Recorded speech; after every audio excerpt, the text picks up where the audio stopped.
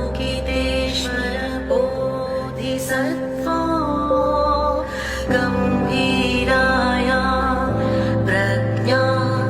पारमितायां चरयां चरमाणो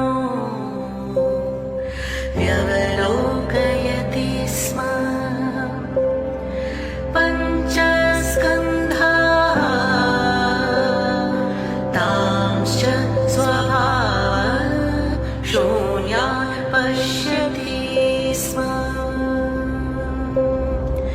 इह शारिपुत्ररूपं शून्यता शून्यतैव रूपं रूपाण्न पृथक् शून्यता शून्यताया न पृथक् रूपं यद्रूपं सा शून्यता या शून्यता तद्रूपम्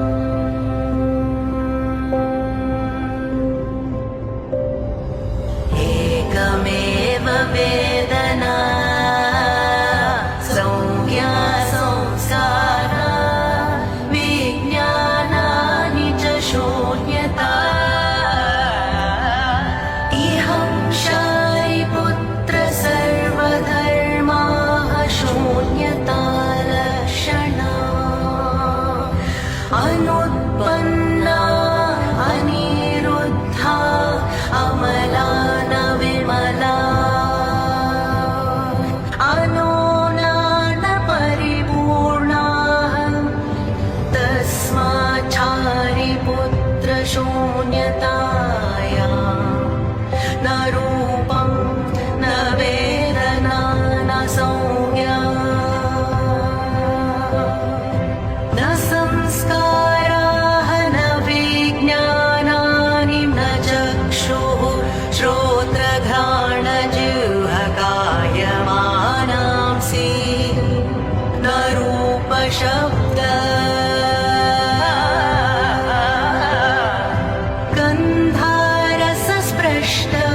गन्धारसस्पृष्टव्यधर्माः न चक्षुर्धातुर्यावन्न मनो धातुः न विद्या न विद्याक्षयो न विद्याक्षयो यावन्न जरामरणम् न जरामरणाक्षयो न दुःखसमुदय निरोधमार्गा न ज्ञानं न प्राप्ति न प्राप्ति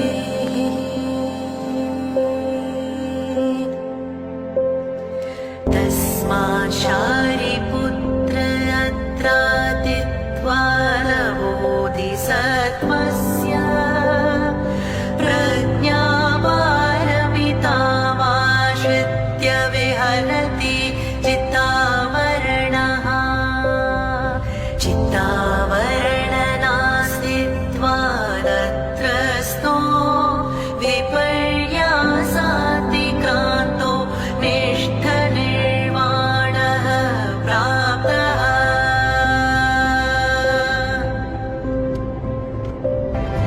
गते गते पारगते पारसंगते बोधि स्वाहा गते गते पारगते पारसंगते बोधि स्वाहा गते गते पारगते पारसंगते बोधि स्वाहा गते गते पारगते पारसंगते बोधि स्वाहा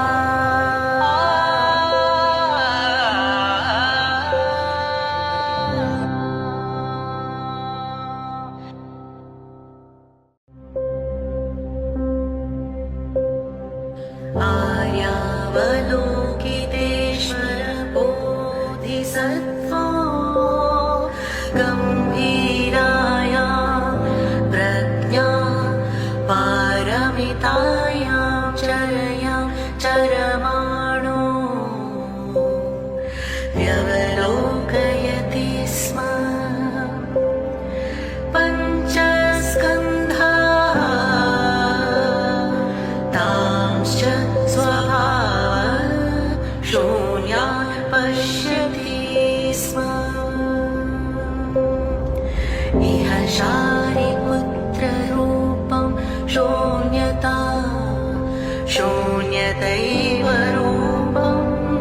रूपाण्न पृथक् शून्यता शून्यताया न पृथक् रूपं यद्रूपं सा शून्यता या शून्यता तद्रूपम्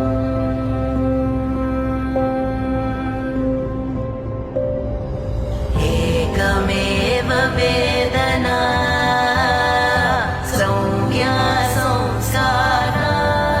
विज्ञानानि च शून्यता इहं शारिपुत्र सर्वधर्माः शून्यता लक्षणा अनुत्पन्ना अनिरुद्धा अमला न विमला अनोना न परिपूर्णाः तस्माच्छारिपुत्र शून्यताया न रूपं न वेदना न संज्ञा न संस्काराः न विज्ञानानि न चक्षुः श्रोत्रघ्राणजिह्वकायमानांसि न रूपशब्द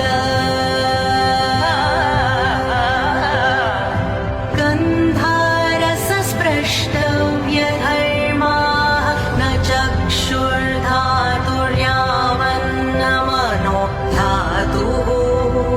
न विद्या नाविद्या न विद्याक्षयो नाविद्याक्षयो यावन्न जरामरणम् न जरामरणाक्षयो न दुःखसमुदय निरोधमार्गा न ज्ञानं न प्राप्ति न प्राप्ति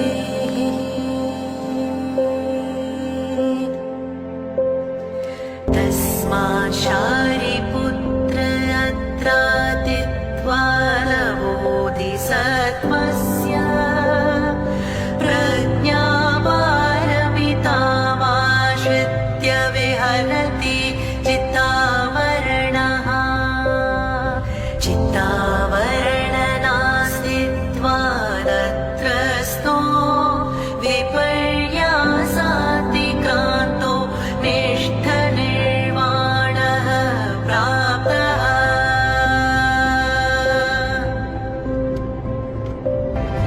गते गते पारगते पारसंगते बोधि स्वाहा गते गते पारगते पारसंगते बोधि स्वाहा गते गते पारगते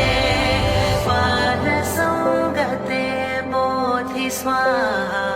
गते गते पारगते पारसंगते बोधि स्वाहा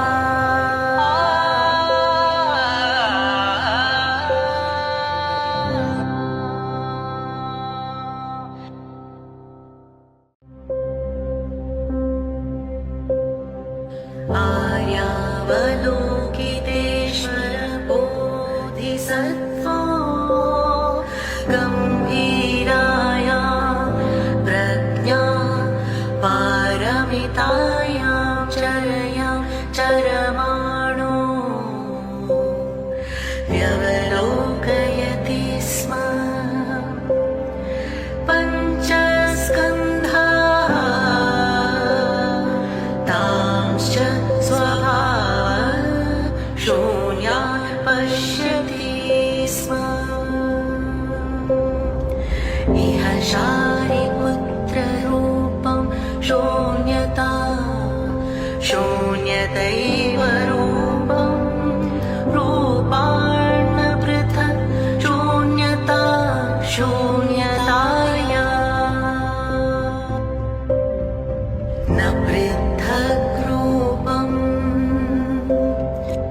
यद्रूपं सा शून्यता या शून्यता तद्रूपम्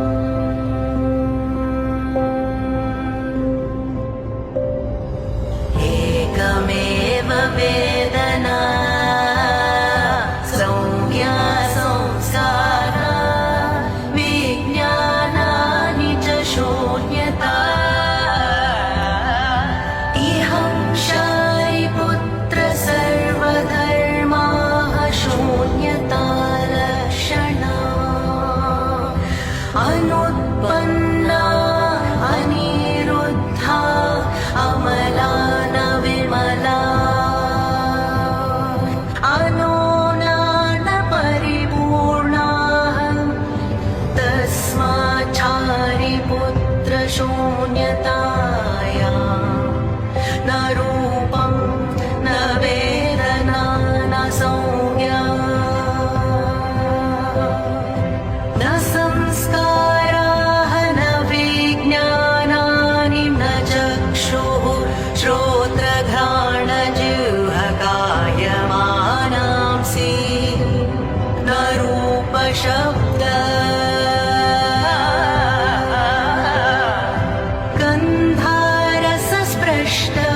गन्धारसस्पृष्टव्यधर्माः न चक्षुर्धातुर्यावन्न मनो धातुः न विद्या नाविद्या न विद्याक्षयो नावेद्याक्षयो यावन्न जरामरणम् न जरामरणाक्षयो न दुःखसमुदय निरोधमार्गा न ज्ञानं न प्राप्ति न प्राप्ति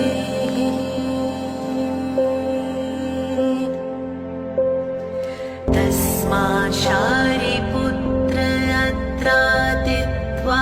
लभोधिसत्त्वस्य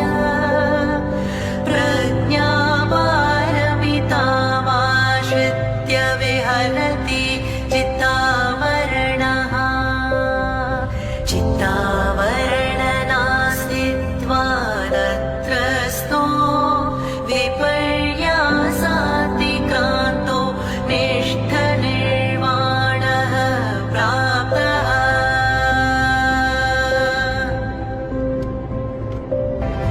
गते गते बालगते बालसंगते बोधि स्वाहा गते गते बालगते बालसंगते बोधि स्वाहा गते गते बालगते बालसंगते बोधि स्वाहा गते गते